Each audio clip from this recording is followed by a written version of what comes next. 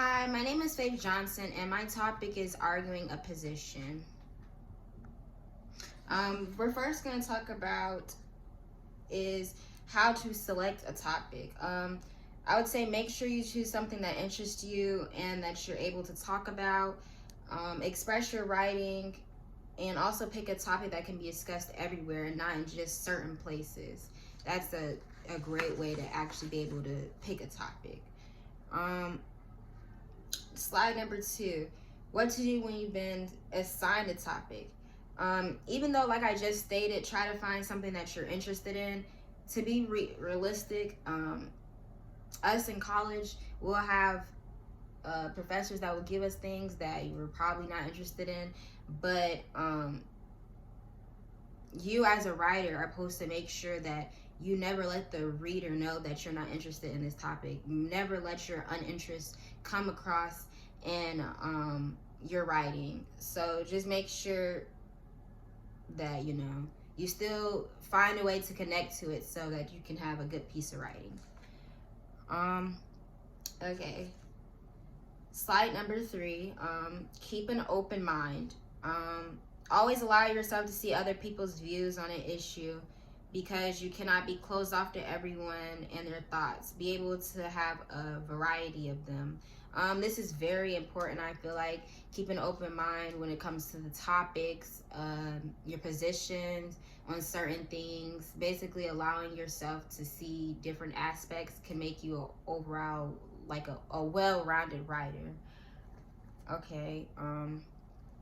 Slide number 4. Consider your rhetorical situation. So I basically wanted to say was staying focused on your audience, which is basically like someone who's going to be reading your writing. That's your audience. Focus on the purpose, like why you wrote this.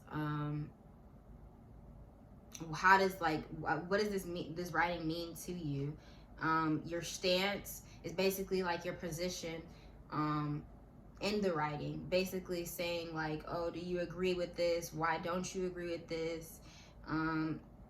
Basically, then you need to focus on the larger text, which is basically talking about the different perspectives of the writing, of the argument. Consider a medium. Basically, that's meaning like, is it going to be like a local paper? Is it going to be on a website? And finally, consider design. So like basically like the design of your writing, the format of your writing, how are you going to have it and stuff like that.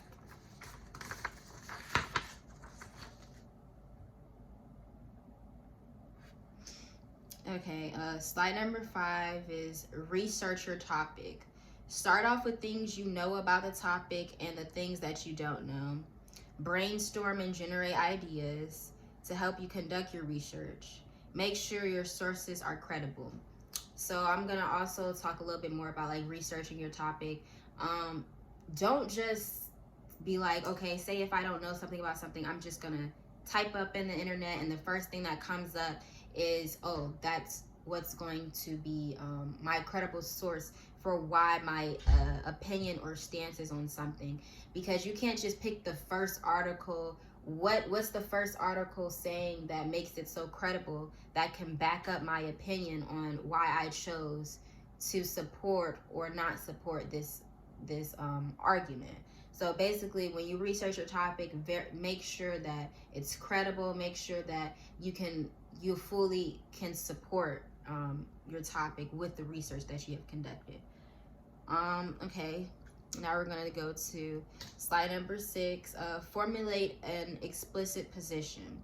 So this kind of goes hand in hand with your research, because you cannot basically formulate an explicit position unless you have conducted research. So make sure you are now fully able to support your stance based on the research that you have conducted. So like I was stating before, now basically this is saying basically have a sentence or a statement where it fully supports the argument that you have already came up with, and basically show why this fully states, like say why this fully supports it with your evidence and research that you have found. Okay, now we're going to go to the next slide. Questions for critiques. Basically, these are all some different questions that you can get somebody, because to basically look over your writing before maybe you're trying to publish it or submit it to a teacher or something like that. You can definitely have your friends or somebody that you feel like can actually add to your work. Some questions that I do have is the position stated explicitly? Is it clear? Like, is there a thesis statement? That's very important to make sure that when you're having like a writing, in your introduction paragraph, a thesis statement can basically be the whole outline for your entire writing. To basically have, I was always taught like 3 prongs, and it really helps me with kind of my writing for my body paragraphs. And I feel like if once you have that thesis statement down, your writing will really just flow. So making sure that somebody can look over and say like, oh, and as soon as I get into this first paragraph, oh, I know what this writing is going to be about.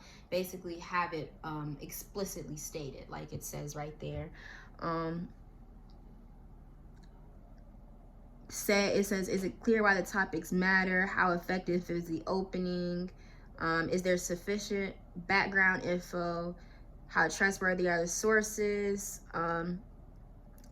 Yeah, things like that. Those are very, very, very good questions to ask. And I definitely do like the last question. What's the overall impression of the draft? I definitely feel like it is important to ask somebody after they have read your reading, like, honestly, what do they think? Like, aside from the grammar and all the actual aspects of it, what do they think about it? Like, what do they feel about the content? Because I feel like you can always work on your grammar and your form, the way you format your writing, but how is the content in there? So definitely I would ask somebody's opinion on how they feel about it and things like that. But yeah, that will conclude my presentation. Thank you so much for watching and listening to me. I hope you have understood a lot more about this topic.